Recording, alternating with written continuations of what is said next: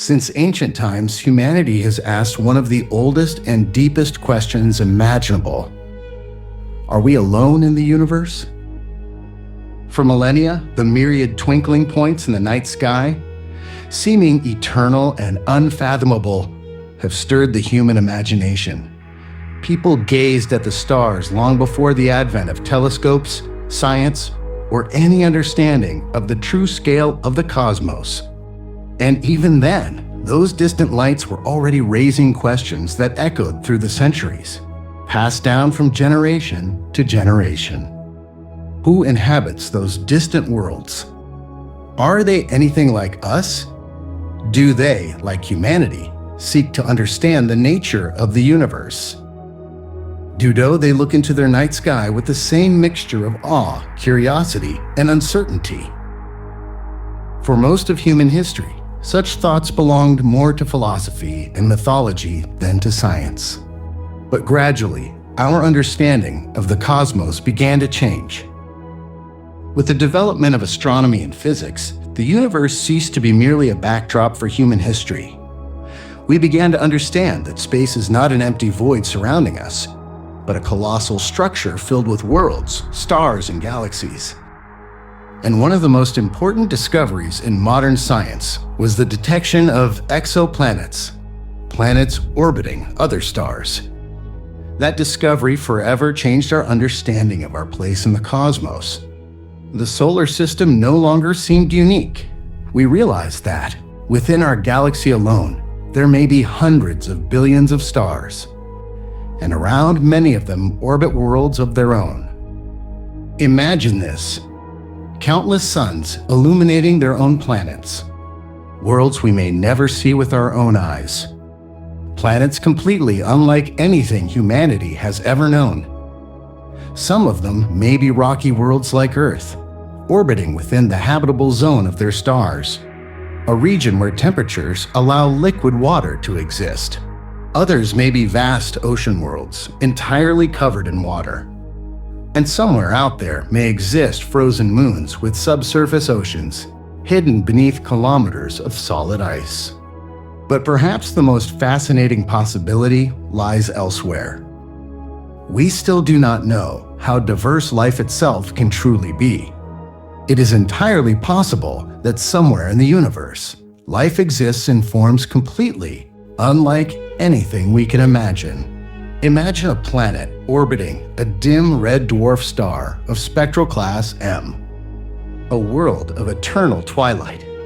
Faint light shifted deep into the infrared spectrum, a place where familiar green forests might never exist. Perhaps the local flora would appear black or dark violet, absorbing every available photon of light. Or perhaps the plants of this world would glow on their own, cold bioluminescent light transforming the planet into an endless shimmering forest. Perhaps these life forms would even be connected through vast underground root networks, exchanging information and responding to their environment as a single living organism. Now imagine an entirely different world, a planet with low gravity and an incredibly dense atmosphere. In such an environment, life could take forms that would seem impossible on Earth. Gigantic living organisms might drift through the atmosphere like floating islands or celestial whales, slowly moving through currents of dense air. Some of them could reach colossal sizes, surviving for tens or even hundreds of thousands of years. Their life cycles might depend on massive atmospheric storms, spreading spores and microorganisms across the entire planet. And elsewhere, there may exist worlds rich in metals within both their atmosphere and soil. There, life forms might rely on completely different methods of obtaining energy. Imagine enormous structures resembling trees made of metal and crystal. Their surfaces reflect the light of their star. Their energy systems are based not on photosynthesis, but on chemical reactions or interactions with the planet's magnetic field. But there may be even stranger worlds. Frozen planets with oceans of liquid methane and ethane. Worlds similar to Saturn's moon Titan. Temperatures on such planets could fall to minus 170 degrees Celsius. For life on Earth, such conditions appear completely impossible. But throughout the universe, life may evolve in whatever form is necessary for survival within its world. There, chemical processes might function in ways entirely different from those on Earth, and life itself could develop within environments deadly to all known terrestrial organisms.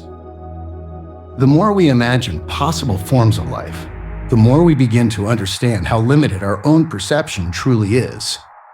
But the search for extraterrestrial life is not merely a search for bacteria or exotic organisms. Humanity is searching for something far more profound: intelligence. We are trying to detect even the faintest sign of a civilization beyond Earth. That is why the SETI project was created, the search for extraterrestrial intelligence. For decades, enormous radio telescopes have listened to the silence of space, attempting to distinguish traces of artificial signals hidden within the natural noise of the cosmos, traces of another civilization. But the years continue to pass, and the universe remains silent. That silence has given rise to one of the most unsettling questions in modern science. Why, in a galaxy containing billions of stars and perhaps trillions of planets, have we still found no convincing sign of intelligent life? Perhaps intelligent civilizations are extraordinarily rare. Perhaps life almost always disappears before reaching the stage of interstellar communication.